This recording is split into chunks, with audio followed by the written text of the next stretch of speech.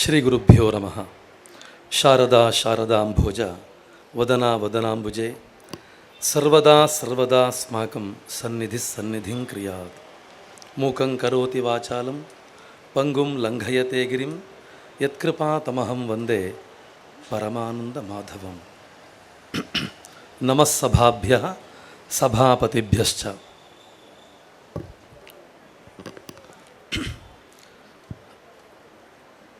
ಆತ್ಮಾನಂದ ಅಂತ ಉಪನಿಷತ್ತಿನಲ್ಲಿ ಒಂದು ಮಾತಿದೆ.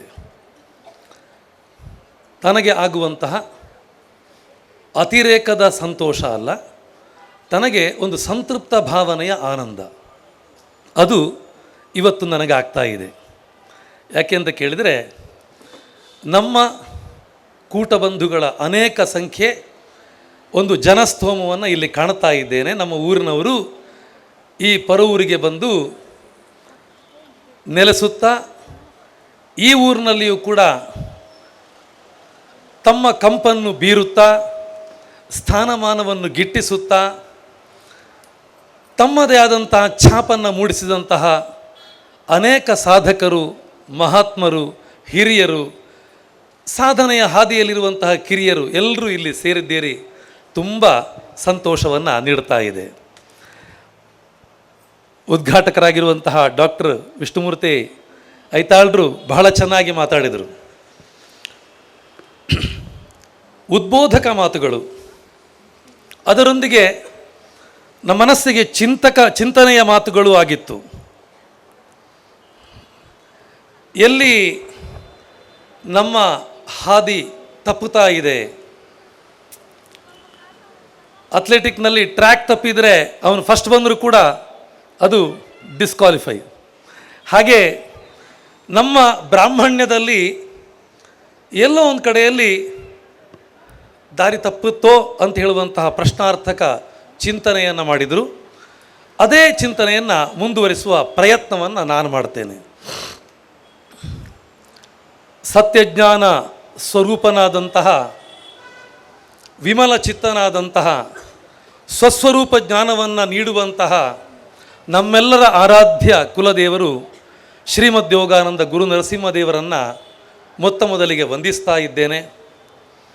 ಹಾಗೆ ಕೃಣ್ವಂತೋ ವಿಶ್ವಮಾರ್ಯಂ ಅಂತ ಋಗ್ವೇದದ ಒಂದು ಸೂಕ್ತಿ ಆರಂಭ ಆಗುತ್ತೆ. ವಿಶ್ವದ ಎಲ್ಲೆಡೆಯಿಂದಲೂ ಕೂಡ ಉತ್ತಮವಾದಂತಹ ವಿಚಾರಗಳು ನನ್ನೆಡೆಗೆ ಹರಿದು ಬರಲಿ ಅಂತ ಪ್ರಾರ್ಥಿಸುವಂತಹ ನಮ್ಮ ಹಿರಿಯರು, ಋಷಿ ಮನೀಷಿಗಳ ತಪಸ್ಸಿನ ಫಲ, ಅವರನ್ನೇ ನಾವು ಗೋತ್ರಜರಾಗಿ ಒಪ್ಪಿಕೊಂಡಿದ್ದೇವೆ. ಅಂತಹ ಜ್ಞಾನ ಮನೀಷಿಗಳ ಪರಂಪರೆಯಲ್ಲಿ ಮುಂದುವರೆದುಕೊಂಡು ಬಂದಿರುವಂತಹ ಇವತ್ತಿನ ಕಾಲಘಟ್ಟದಲ್ಲಿ ಅದೇ ಋಷಿ ಮನೀಷಿಗಳ ಮುಖವಾಣಿಯಾಗಿರುವಂಥವರು ನಾವುಗಳಾಗಿದ್ದೇವೆ. ಅಂತಹ ಎಲ್ಲ ಹಿರಿಯರನ್ನು ಗೌರವಿಸುತ್ತಾ, ಕಿರಿಯರ ಮುಂಭಾಗದಲ್ಲಿಯೂ ಕೂಡ ವಂದಿಸುತ್ತಾ ಒಂದೆರಡು ಮಾತುಗಳನ್ನು ಆಡಲಿಕ್ಕೆ ಇಷ್ಟಪಡ್ತೇನೆ. ಧಾರ್ಮಿಕ ಉಪನ್ಯಾಸ ಅಂತ ಹೇಳಿದರು. ಇದಕ್ಕೆ ಚೌಕಟ್ಟಿಲ್ಲದಿದ್ದರೆ ತುಂಬ ಕಷ್ಟ. ಯಾಕೆಂದರೆ ಅದು ಬಹಳ ವಿಸ್ತೃತವಾದಂತಹ ವಿಚಾರ. ಯಾವುದೋ ಒಂದು ಸಬ್ಜೆಕ್ಟ್ ಕೊಟ್ಟರೆ ಅಷ್ಟರೊಳಗೆ ಸೀಮಿತವಾಗಿ ನಿಲ್ಲಬಹುದು. ಇಲ್ಲಿ ನಾವು ಎಷ್ಟು ಎತ್ತರಕ್ಕೆ ಏರಬಹುದು, ಎಷ್ಟು ಎತ್ತರವನ್ನು ನಾವು ಬಿತ್ತರಿಸಬಹುದು, ಇದೆಲ್ಲವನ್ನು ಕಾಣಲಿಕ್ಕೆ ಸಾಧ್ಯ ಆಗುತ್ತೆ. ಬಾಲ ಭಾಷೆಯಲ್ಲಿ ಅಲ್ಪ ಬುದ್ಧಿಗೆ ಹೊಳೆದದ್ದನ್ನು ಸ್ವಲ್ಪ ಮಟ್ಟಿಗೆ ಹೇಳಲಿಕ್ಕೆ ಪ್ರಯತ್ನಿಸ್ತೇನೆ.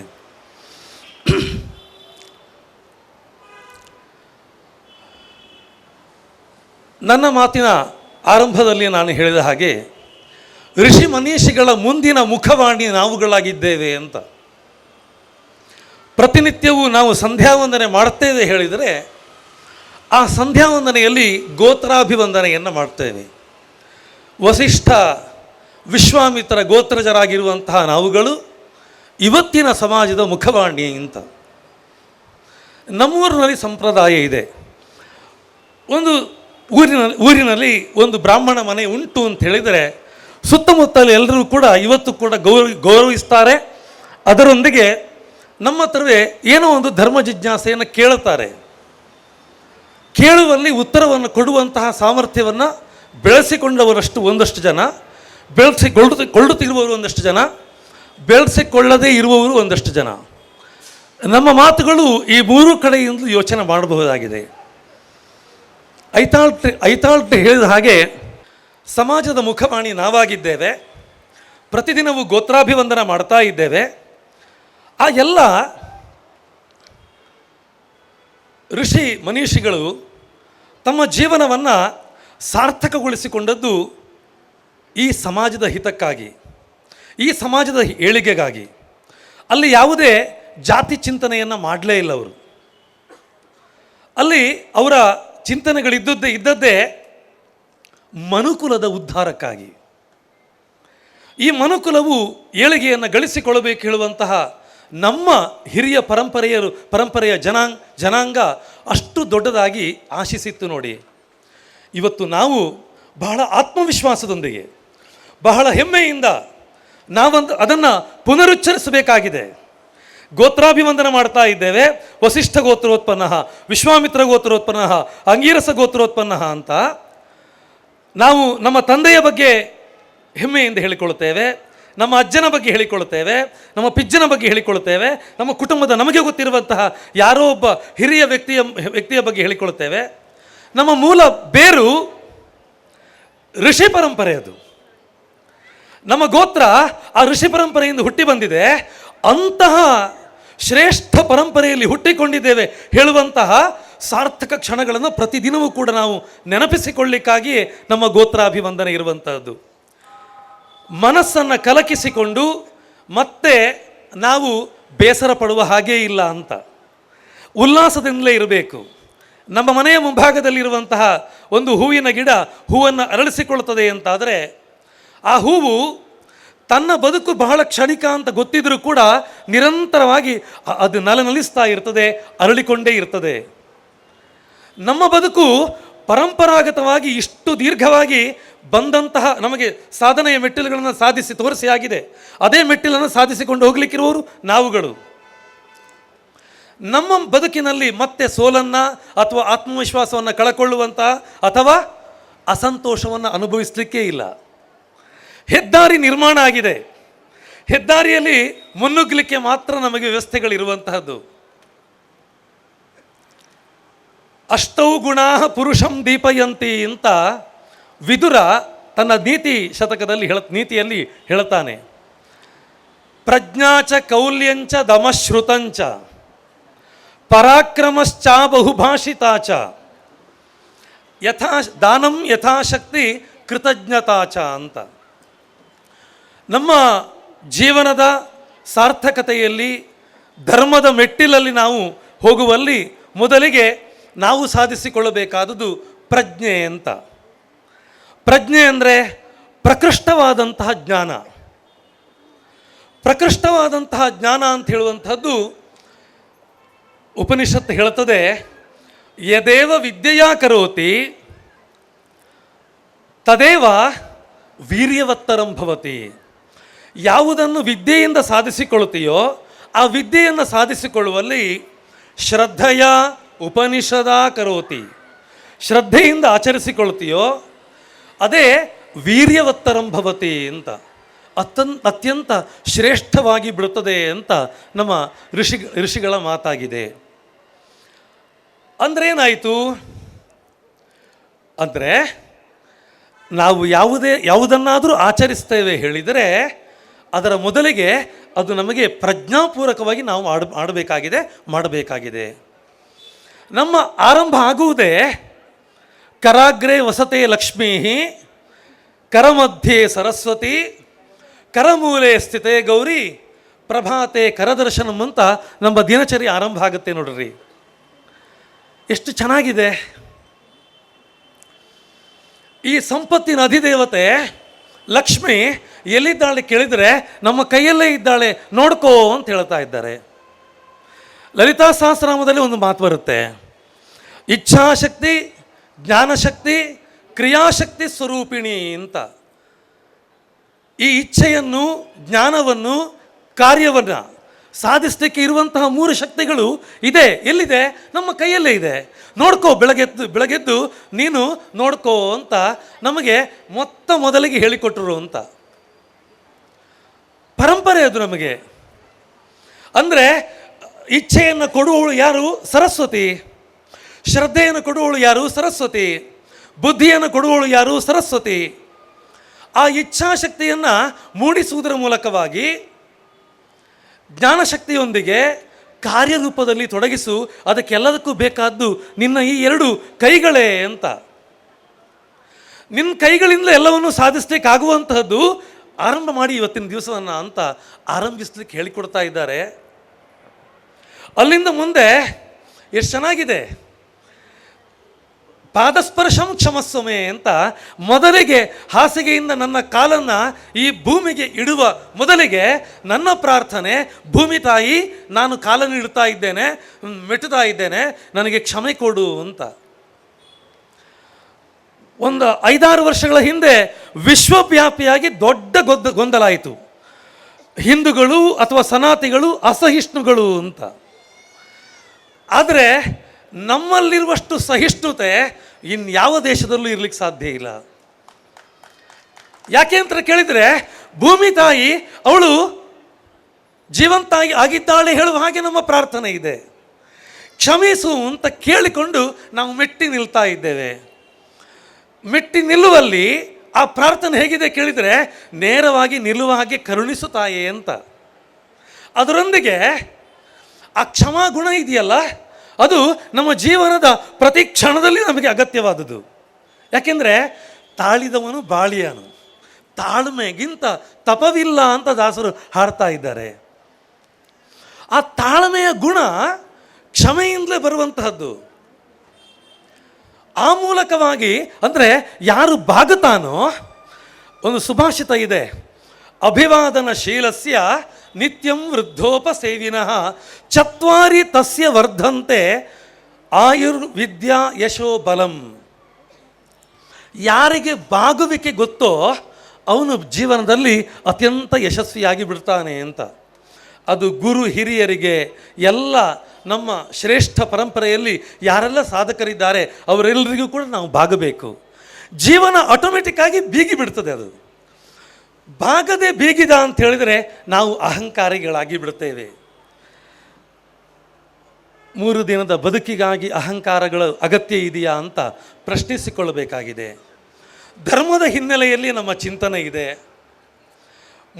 ಮೊದಲ ಹೆಜ್ಜೆಯಲ್ಲಿಯೇ ನಾವು ಇಷ್ಟು ಬಾಗಿ ಬೇಡಿಕೊಂಡು ಮುಂದಕ್ಕೆ ಹೋಗ್ತಾ ಇದ್ದೇವೆ.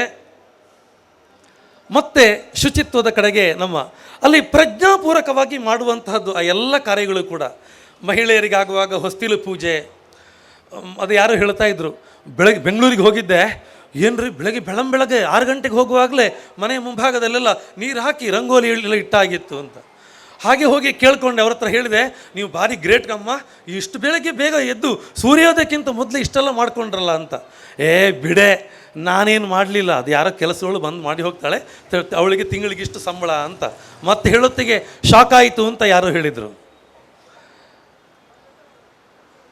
ಸಂಧ್ಯಾ ವಂದನೆ ಆಗಲಿ, ಅಂದರೆ ಜಪಾನುಷ್ಠಾನ ಆಗಲಿ, ಅಥವಾ ಈ ಹೊಸ್ತಿಲು ಪೂಜೆ ಆಗಲಿ, ಅಥವಾ ಏನು ರಂಗವಲ್ಲಿ ಆದರೂ ಇಡುವಂತಹ ಏನು ಸಂಸ್ಕಾರಗಳಿವೆ, ಅದೆಲ್ಲ ಸೂರ್ಯೋದಯಕ್ಕಿಂತ ಮೊದಲೇ ಮಾಡಲಿಕ್ಕಿರುವಂತಹದ್ದು.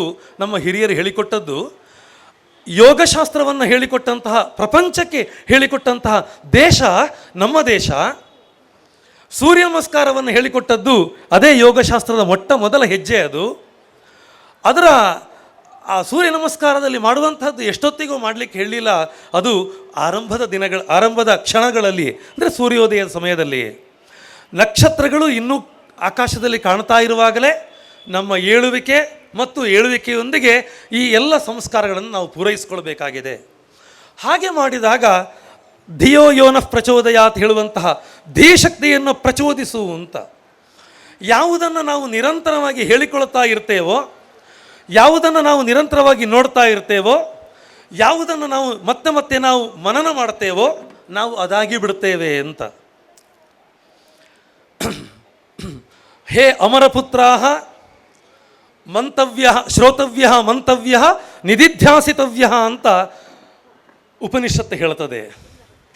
ಮೊದಲಿಗೆ ಕೇಳಿಸಿಕೊಳ್ಳಬೇಕು ಒಳ್ಳೆಯದನ್ನು, ಮತ್ತೆ ಅದನ್ನು ಮನನ ಮಾಡಬೇಕು, ಮತ್ತು ಅದನ್ನು ತಾನು ಧ್ಯಾನಸ್ಥನಾಗಿ ವಿಚಾರ ಮಾಡಬೇಕಾಗಿದೆ. ಯಾವಾಗ ಹಾಗೆ ಮಾಡಿಕೊಳ್ತೇವೋ ಆಗ ನಾವು ಏನನ್ನು ಅನಿಸಿಕೊಂಡಿದ್ದೇನೋ ನಾನು ಅದೇ ಆಗುತ್ತೆ ಅಂತ.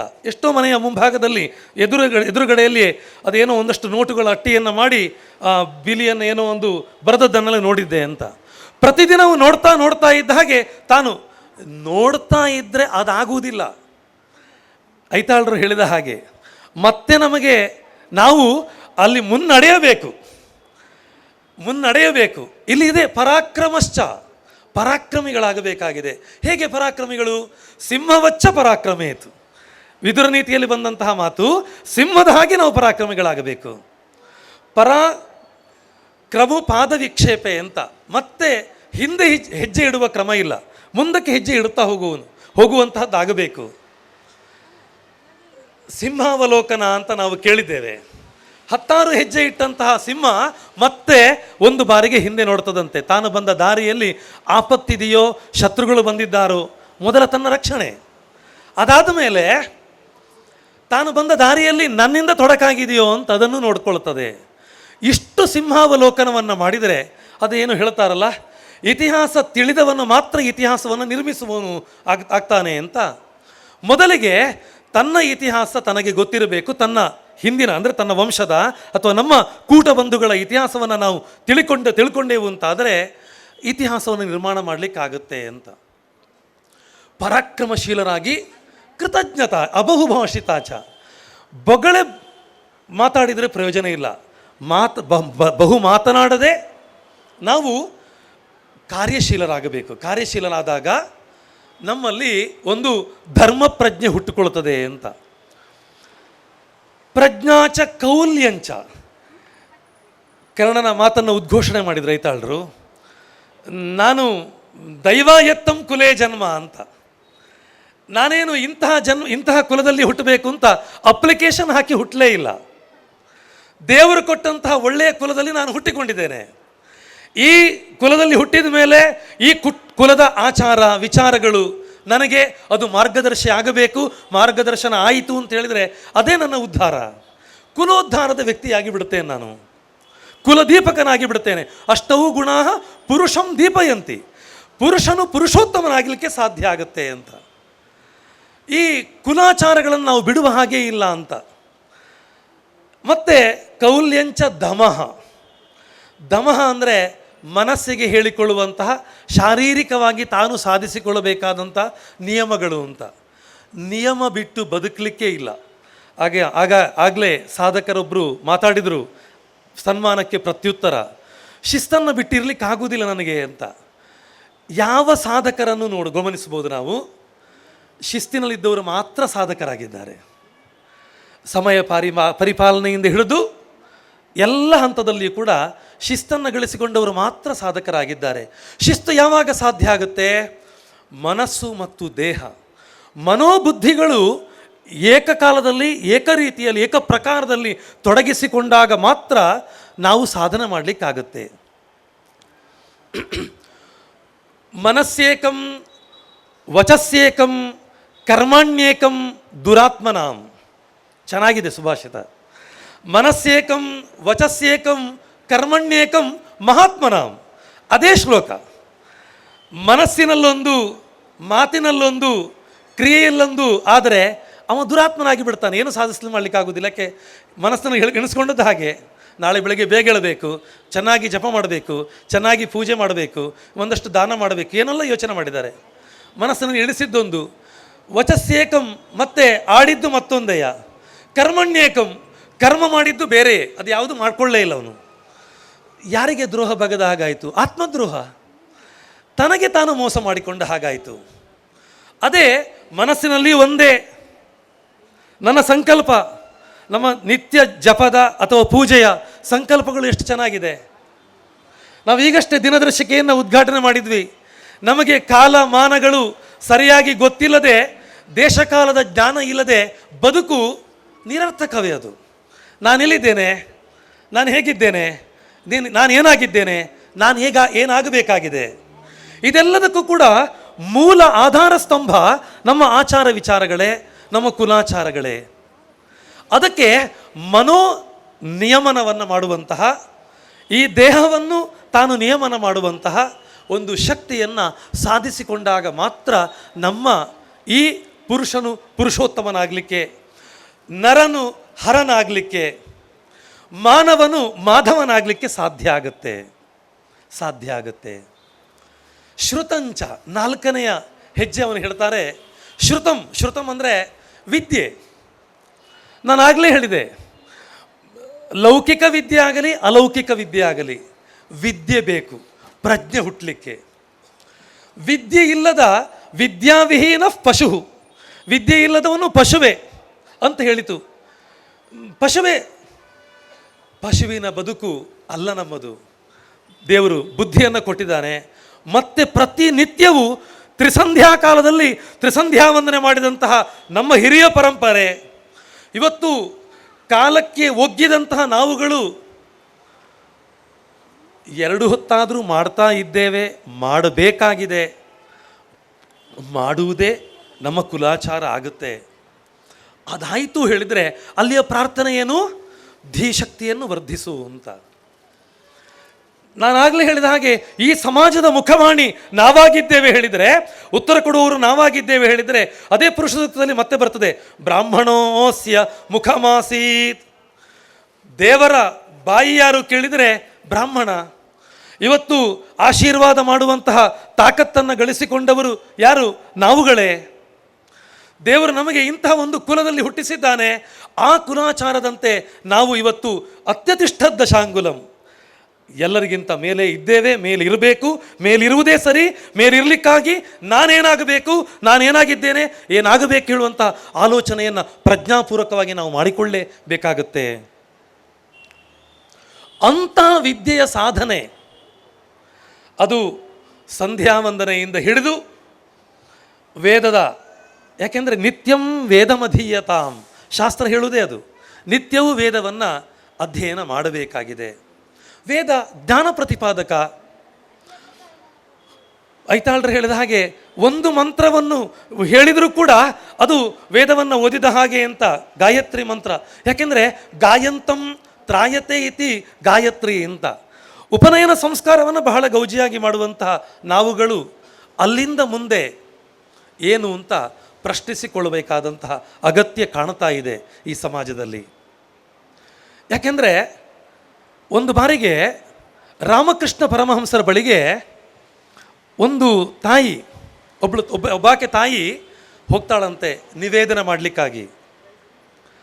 ಅಲ್ಲಿ ಹೋಗಿ ತನ್ನ ಮಗುವನ್ನು ಕರ್ಕೊಂಡು ಹೋಗಿದ್ದಾಳು ಅವಳು. ಹೋಗಿ, ಸ್ವಾಮಿ, ನನ್ನ ಮಗು ಹೇಳಿದ್ದನ್ನು ಕೇಳುವುದಿಲ್ಲ, ಸಿಕ್ಕಾಪಟ್ಟೆ ಸಿಹಿ ತಿನ್ನತ್ತೆ, ಆರೋಗ್ಯ ಕೆಡುತ್ತದಕ್ಕೆ, ನೀವಾದರೂ ಒಂಚೂರು ಬುದ್ಧಿ ಹೇಳಿ ಸ್ವಾಮಿ ಅಂತ. ಆವಾಗ ಪರಮಹಂಸರು ಹೇಳಿದ್ರಂತೆ, ಹೌದಾ, ಓಹೋ ಸರಿ, 1 ವಾರ ಬಿಟ್ಟು ಬಾ, ಉಪದೇಶ ಕೊಡ್ತೇನೆ. ಸ್ವಾಮೀಜಿ ಹೇಳಿದ್ದಾರೆ. ಹಾಗೆ 1 ವಾರ ಬಿಟ್ಟು ಹೋದ್ರಂತೆ. ಮಗ, ಹಾಗೆ ಅಮ್ಮ ಹೇಳಿದಂಗೆ ಕೇಳಬೇಕು, ಹಾಗೆಲ್ಲ ವಿಪರೀತ ತಿನ್ನಬಾರದು, ಮುಂದಕ್ಕೆ ಆರೋಗ್ಯ ಕೆಡ್ತದೆ, ಆರೋಗ್ಯ ಮುಖ್ಯ ಅಲ್ವಾ, ಆರೋಗ್ಯವೇ ಭಾಗ್ಯ ಅಲ್ವಾ, ಏನೆಲ್ಲ ಹೇಳಬೇಕು, ಆ ಮಗುವಿಗೆ ಎಷ್ಟು ಹೇಳಿದರೆ ಎಷ್ಟು ಅರ್ಥ ಆಗುತ್ತೆ ಅಂತ ಚಿಂತಿಸಿ ಹೇಳಿದ್ರಂತೆ. ತಾಯಿಗೆ ಆಶ್ಚರ್ಯ ಆಯಿತು, ಎಷ್ಟು ಹೇಳಲಿಕ್ಕೆ 1 ವಾರ ಬೇಕಾ? ಜಗದ್ವಿಖ್ಯಾತಿಯನ್ನು ಗಳಿಸಿದಂತಹ ವಿವೇಕಾನಂದರನ್ನು ಈ ಪ್ರಪಂಚಕ್ಕೆ ಕೊಟ್ಟಂತಹ ಧೀಮಂತ ವ್ಯಕ್ತಿಯನ್ನು ಕೊಟ್ಟಂತಹ ರಾಮಕೃಷ್ಣ ಪರಮಹಂಸರಿಗೆ 1 ವಾರ ಬೇಕಾಯ್ತಾ? ಅವರಿಗೆ ಮನಸ್ಸು ತಡೆಯಲಿಲ್ಲ. ಕೂಡಲೇ ಆ ತಾಯಿ ಕೇಳಿದ್ರಂತೆ, ಯಾಕೆ ಇಷ್ಟು 1 ವಾರ ತಗೊಂಡ್ರಲ್ಲ? ಅಲ್ಲ, ನನಗೂ ಕೂಡ ಬೆಲ್ಲ ಅಂದರೆ ತುಂಬ ಇಷ್ಟ, ಹಾಗಾಗಿ ನಾನು ತಿಂತಾ ಇದ್ದೆ.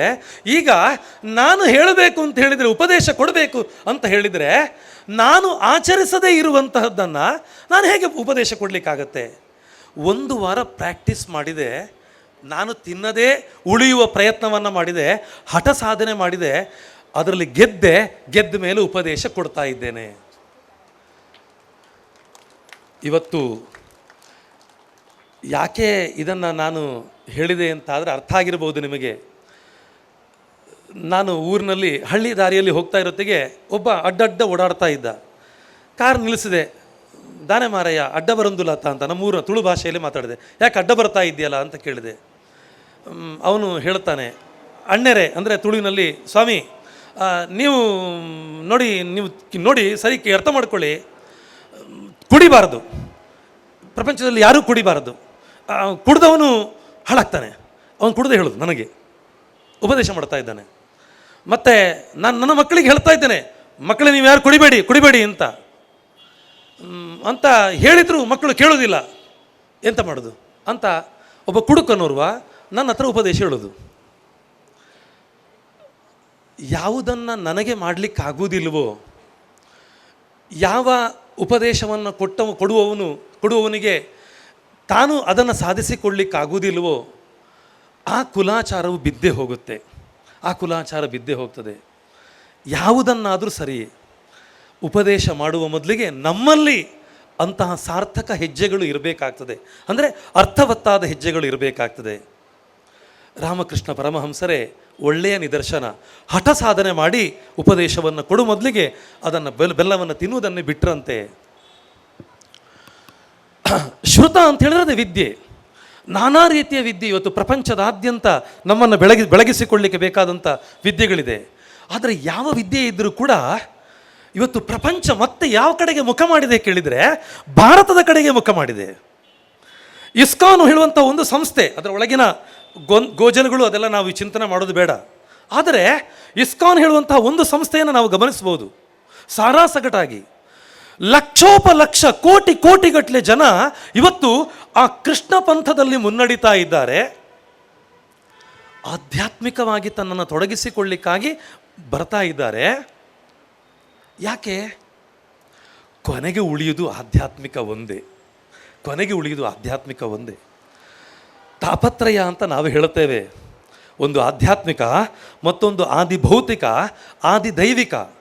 ಈ ತಾಪತ್ರಯಗಳನ್ನು ಮೆಟ್ಟಿ ನಿಲ್ಲಿಕ್ಕಿರುವಂತಹ ಸಾಮರ್ಥ್ಯ, ಧೀಶಕ್ತಿಯನ್ನು ಕರುಣಿಸುವಂತಹ ಆ ಭಗವಂತನಿಂದ ಮಾತ್ರ ಅಂತ. ಆ ಕುಲಾಚಾರದ ಮೊದಲ ಹೆಜ್ಜೆ ನಮ್ಮ ಆಚಾರಗಳು, ನಮ್ಮ ಸಂಸ್ಕಾರಗಳು, ನಮ್ಮ ಎಲ್ಲ ಹಿರಿಯ ಪರಂಪರೆಯಲ್ಲಿ ನಡೆದುಕೊಳ್ಳಬೇಕಾದಂತಹ ದಾರಿಗಳೇ ಅದು ನಮಗೆ ಮಾರ್ಗದರ್ಶನವಾಗಬೇಕಾಗಿದೆ. ಶ್ರುತಂಚ ಪರಾಕ್ರಮಶ್ಚ ಅಬಹುಭಾಷಿತಾಚ ಯಥಾಶಕ್ತಿ ದಾನಂ.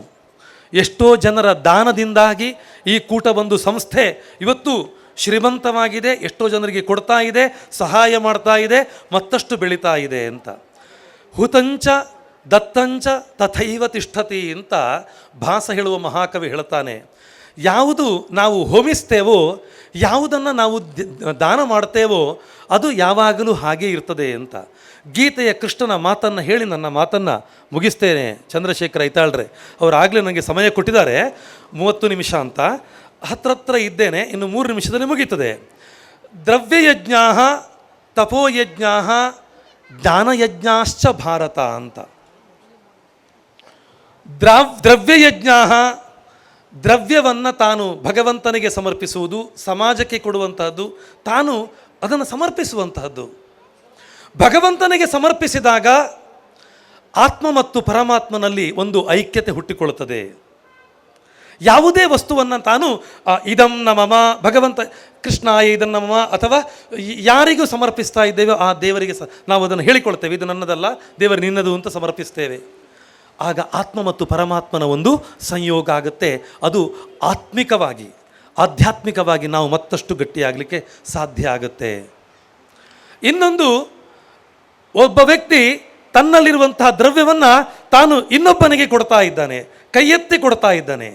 ಸ್ವೀಕಾರ ಮಾಡುವಂತಹ ವ್ಯಕ್ತಿಯೇ ಅವನ ಕೈ ಯಾವಾಗಲೂ ಕೆಳಗೆ ಇರ್ತದೆ, ಕೊಡುವಂತಹ ವ್ಯಕ್ತಿಯ ಕೈ ಯಾವಾಗಲೂ ಮೇಲೆ ಇರ್ತದೆ. ಅನಾಯಾಸೇನ ಮರಣಂ ವಿನಾ ದೈನ್ಯೇನ ಜೀವನಂ ಅಂತಲೇ ನಮ್ಮ ಪ್ರಾರ್ಥನೆಗಳು. ಮರಣ ಆದರೂ ಸರಿ, ಮತ್ತೊಬ್ಬರ ಮುಂಭಾಗದಲ್ಲಿ ಕೈ ಚಾಚದಂತೆ ಇರಲಿ ಅಂತ ಧೀಮಂತ ವ್ಯಕ್ತಿತ್ವವನ್ನು ಸಾಧಿಸಿಕೊಳ್ಳುವಂತಹ ಒಬ್ಬ ವ್ಯಕ್ತಿಯ ಪ್ರಾರ್ಥನೆ ಅದು. ಹಾಗಾದ್ರಿಂದಾಗಿ ಯಾರಲ್ಲಿಯೂ ಕೈ ಬೇಡದ ಹಾಗಾಗಬೇಕು ಹೇಳಿದರೆ ನಾವು ಕೊಡುವವರಾಗಬೇಕಾಗಿದೆ. ಕೊಟ್ಟಾಗ ಆತ್ಮ ಮತ್ತು ಅಂತರಾತ್ಮದ ಮತ್ತೊಂದು ಆತ್ಮ ಇದೆ ಅಲ್ಲಿ ಒಟ್ಟಿಗೆ, ಆತ್ಮ ಮತ್ತು ಅಂತರಾತ್ಮನ ಒಂದು ಸಂಯೋಗ ಆಗುತ್ತೆ. ಆ ಮೂಲಕವಾಗಿ ನಾವು ಮತ್ತೆ ಅತ್ಯತಿಷ್ಠದ್ದ ಶಾಂಗುಲ ಮಹತ್ಯ ಹೆಜ್ಜೆ ನಾವು ಎತ್ತರಕ್ಕೆ ನಿಲ್ಲುವ ಹಾಗಾಗಿ ಬಿಡುತ್ತದೆ. ದ್ರವ್ಯಯಜ್ಞ ತಪೋಯಜ್ಞ. ನಾನು ತಪಸ್ಸನ್ನು, ನಾನು ಸಂಧ್ಯಾವಂದನೆ, ಪೂಜೆ ಪುನಸ್ಕಾರ, ನನ್ನ ಹಿರಿಯ ಪರಂಪರೆಯ ಮನೆಯಲ್ಲಿ ಬಂದಂತಹ ಏನೆಲ್ಲ ಆ ಒಂದು ಶ್ರದ್ಧಾ ಭಕ್ತಿಯನ್ನು ಹುಟ್ಟಿಸುವಂತಹ ವ್ಯವಸ್ಥೆಗಳಿದೆಯೋ ಅದರಲ್ಲಿ ತನ್ನನ್ನು ತಾನು ಪೂರ್ಣವಾಗಿ ತೊಡಗಿಸಿಕೊಳ್ಳುವುದರ ಮೂಲಕವಾಗಿ ತಪಸ್ಸನ್ನು ಆಚರಿಸಬಹುದಾಗಿದೆ. ತಪಸ್ಸು ಅಂತ ಹೇಳಿದರೆ ಮತ್ತೆ ಹಿಮಾಲಯದ ಎತ್ತರಕ್ಕೆ ಹೋಗಿ ಅಲ್ಲಿ ಹೋಗಿ ಕಮಂಡಲು ಹಿಡ್ಕೊಂಡು ಹೋಗಬೇಕಾದ ಅಗತ್ಯ ಇಲ್ಲ. ಜೀವನವೇ ತಪಸ್ಸು, ಜೀವನವೇ ತಪಸ್ಸು. ಜೀವನವನ್ನು ಅತ್ಯಂತ ಆದರ್ಶಮಯವಾಗಿ, ಅತ್ಯಂತ ಉತ್ತಮ ರೀತಿಯಲ್ಲಿ ಸಾಧಿಸಿಕೊಳ್ಳುವಲ್ಲಿ ನಾವು ಸಾರ್ಥಕ ಬದುಕನ್ನು ಕಾಣಬಹುದಾಗಿದೆ. ಯಥಾಶಕ್ತಿ ದಾನಂ. ಮತ್ತೆ ಹೇಳ್ತಾನೆ ಕೃತಜ್ಞತಾಚ. ವೇದಾದಿಗಳನ್ನು, ಶಾಸ್ತ್ರಾದಿಗಳನ್ನು ಕೊಟ್ಟಂತಹ ಹಿರಿಯ ಋಷಿಗಳಿಗೆ ನಮ್ಮ ಕೃತಜ್ಞತೆ ಸದಾ ಇರಲಿ. ಅದೇ ಪರಂಪರೆಯಲ್ಲಿ ಬಂದವರು ನಾವು ಅಂತ ಹೇಳುವಂತಹ ಒಂದು ಹೆಮ್ಮೆ ಸದಾ ಆತ್ಮವಿಶ್ವಾಸಕ್ಕೆ ಕಾರಣವಾಗಲಿ. ಮತ್ತು ಅದಕ್ಕಾಗಿಯೇ ಆ ದೇವ ಪಂಚಮಹಾಯಜ್ಞಗಳು ಅಂತ ದೇವ ಋಷಿ ಪಿತೃಗಳಿಗೆ, ಅದೇ ರೀತಿಯಾಗಿ ಭೂತ ಪ್ರಪಂಚಕ್ಕೆ, ಪ್ರಪಂಚದ ಪ್ರತಿಯೊಂದು ಪೃಥಿವ್ಯಪ್ತೇಜೋ ವಾಯು ಆಕಾಶಗಳಿಗೆ, ಹಾಗೂ ಇನ್ನು ಸಮಾಜಕ್ಕೆ ಮನುಷ್ಯ ಯಜ್ಞ, ಈ 5 ಯಜ್ಞಗಳನ್ನು ನಿರಂತರವಾಗಿ ಮಾಡುತ್ತಾ ನಮ್ಮ ಕುಲಾಚಾರವು ಮತ್ತಷ್ಟು ಶ್ರೀಮಂತವಾಗಲಿ, ನಮ್ಮ ಜೀವನವು ಧೀಮಂತವಾಗಲಿ, ನಮ್ಮ ಬದುಕು ಅತ್ಯಂತ ಉತ್ಕೃಷ್ಟವಾಗಲಿ. ನಾಳಿನ ದಿನಗಳಲ್ಲಿ ಈ ಸಮಾಜದ ಉತ್ತರದಾಯಿತ್ವದ ಹೊಣೆಗಾರಿಕೆ ನಾವುಗಳೇ ಅದಾಗಲಿ. ಅದನ್ನು ಸಾಧಿಸೋಣ, ನಾವೆಲ್ಲರೂ ಒಟ್ಟಾಗಿ ಸಾಧಿಸಿಕೊಳ್ಳೋಣ ಅಂತ ಹೇಳ್ತಾ ಅವಕಾಶವನ್ನು ನೀಡಿದಂತಹ ಎಲ್ಲ ಮಹನೀಯರಿಗೆ ತಲೆಬಾಗಿ ವಂದಿಸುತ್ತಾ ಮತ್ತೆ ಎಲ್ಲರನ್ನು ಕೂಡ ಗೌರವಿಸ್ತಾ ವಿರಮಿಸ್ತಾ ಇದ್ದೇನೆ. ವಂದನೆಗಳು.